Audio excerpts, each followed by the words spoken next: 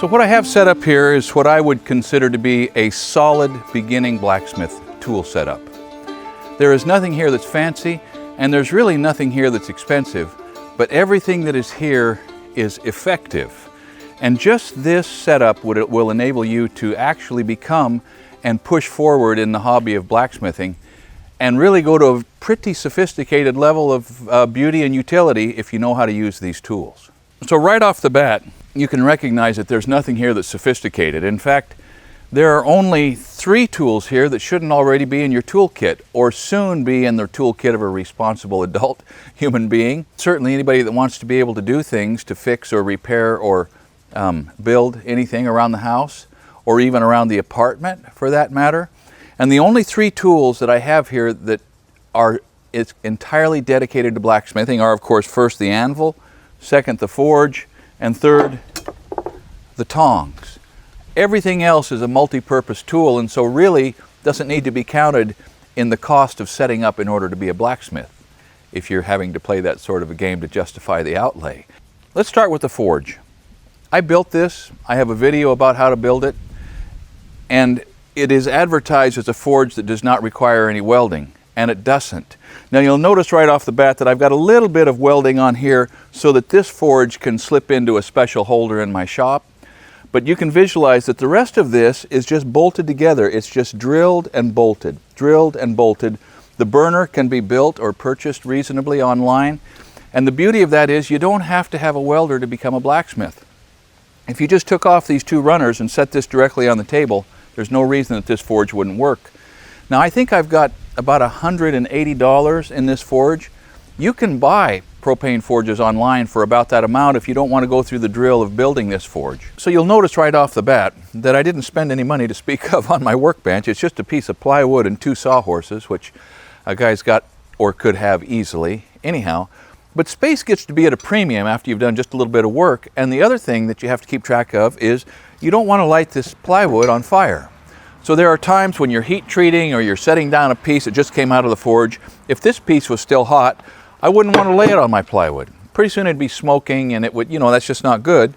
So with the metal top on this little forge, I've got a spot to lay a hot piece of iron, or maybe my tongs get hot, or blacksmithing, you have hot iron, and so this provides a fireproof place to set some steel if your bench itself is not fireproof.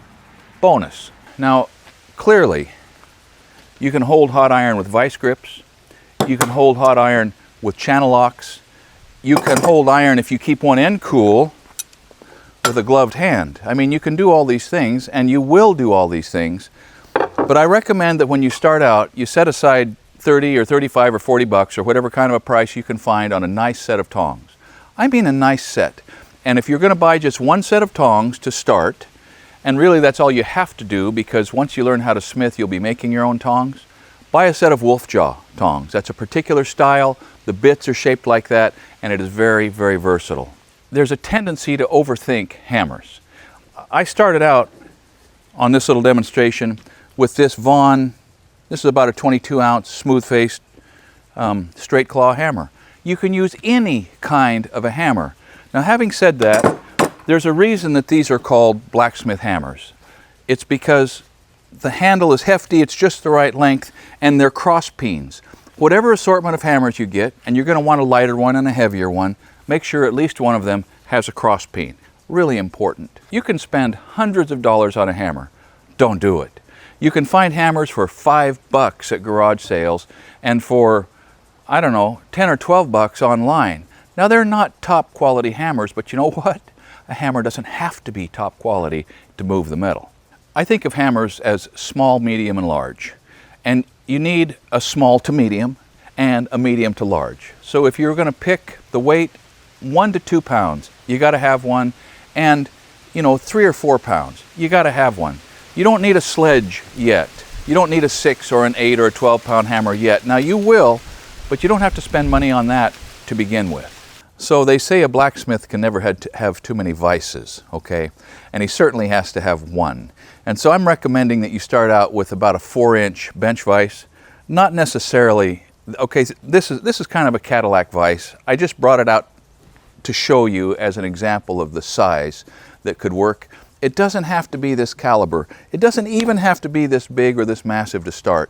It just has to be able to hold the material so you can bend it and twist it and manipulate it and grind it and polish it. It just needs to be bolted securely to your bench and be strong enough to hold on no matter how hard you're leaning on that twist or leaning on your grinder. Now, there are other vices called post vices that you may end up with someday that are strong enough to be able to take a pounding, to be able to hit them and not worry about breaking them. You don't have to have that to start, but you do need to be watching for it at the garage sales and estate sales that you go to. So I mentioned that this is a Cadillac vise. I don't mean the brand is Cadillac, I mean the quality is Cadillac. What I hesitate to mention is that this came from an estate sale for 25 bucks.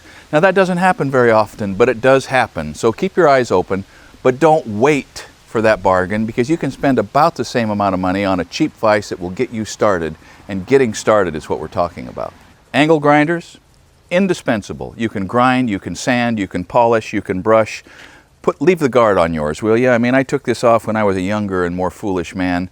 So leave the guard on, get a 4 or a 5-inch angle grinder. There's a million things you can do with it.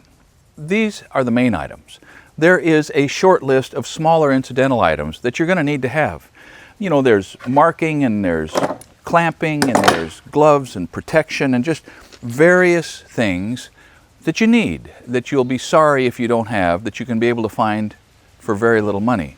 And we have those in a list. Check the notes. But that's not what I'm really here to talk about. What I'm really here to talk about is how little space it takes. Do you see this? I mean, it all fits on one 2-foot by 8-foot piece of plywood sitting on a pair of sawhorses. Can you see how easy it would be if the clouds rolled in and the rain started, just to gather this gear up and put it under a tarp or take it into the garage? This is not a massive collection of tools, is it? The last thing I want to talk about is the iconic piece of the craft, and that's the anvil. Now this anvil, Nate got in Mesa, Arizona for $275. That's a nice buy. That's not the best anvil buy I've ever heard of, but it is a good buy in this day and age. And the beauty of this is that when he got it, it was covered with paint. He couldn't be sure what he had, but as he gradually uncovered it, he found out it's a Trenton, about 88 pounds, about 100 years old, and it's just a beauty. It's a nice shape. Here's the anvil. Came with that nice cast stand right there. I think it's forged. It looks like there's a hardened plate. We're gonna take this paint off and see if we can make out what those letters might indicate.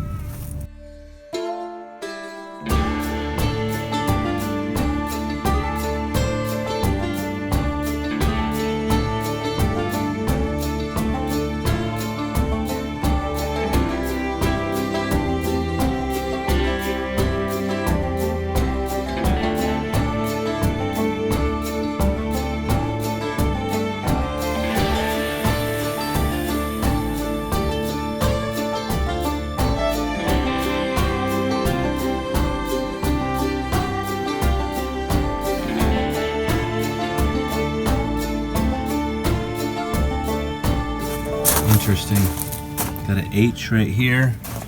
It's got a U right there. These anvils are out there for the rescuing. It's a fascinating treasure hunt to sort of pursue antique anvils. But it's not the only way to get into the craft. Anvils are manufactured today, new anvils. Now I can't come to you and say I have tested brands X, Y, and Z and I recommend brand Y. I can't do that because I have my own antique anvil. But I can tell you that the new anvils are, the good ones, are hard where they need to be hard. They're shaped appropriately. They will work perfectly. And if you do just a little research, check out the tool list that I already told you about. There will be a recommendation on there. You'll be able to find an anvil. It'll be delivered to your door. The price will be fair and you will be launched into the craft sooner and for less money and in less space than you may have ever thought you would need in order to become a blacksmith. The blacksmithing subreddit has got just the most fascinating collection of guys who are blacksmithing regardless of what they have to do it. Now there are guys with nice shops and there are guys with blacksmithing setups that don't really even approach this for sophistication. And yet they're doing it, and yet they're making things, and yet they are experiencing the satisfaction that comes with forging iron.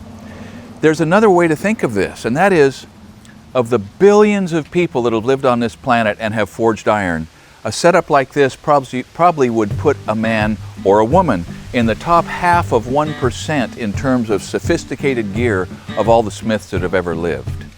This is a nice setup, and there's been a lot of iron work done with far more primitive and far more inconvenient and far more dangerous setups than this. And yes, I know that I am profoundly spoiled with the gear that I have in my shop. I know that I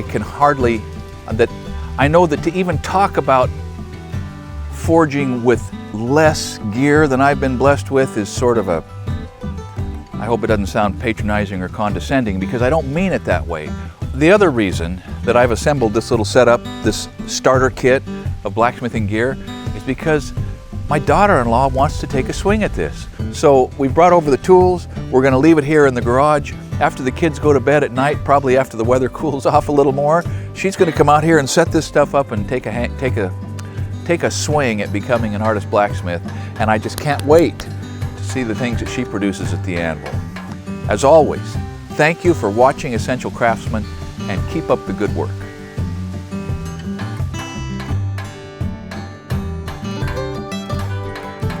So if you think blacksmithing is a hobby you might enjoy, the first step is to get the tools. After that, just dig in. Now, we have built an online beginning blacksmithing course. And if you are the type of person who needs a little direction and wants to make sure you are establishing good habits, you can learn more about this course at essentialblacksmith.com. You can also learn a lot at conferences, demonstrations, hammer-ins, local classes. There are people practicing blacksmithing everywhere. And although this introduces some scheduling and maybe even travel that complicates things a bit, you can usually find a way to watch people at work. In fact, I can almost guarantee there are people doing this in your area. You might be surprised how popular blacksmithing is as a hobby. If you're interested in our course, terrific. Check it out. But either way, thank you for watching.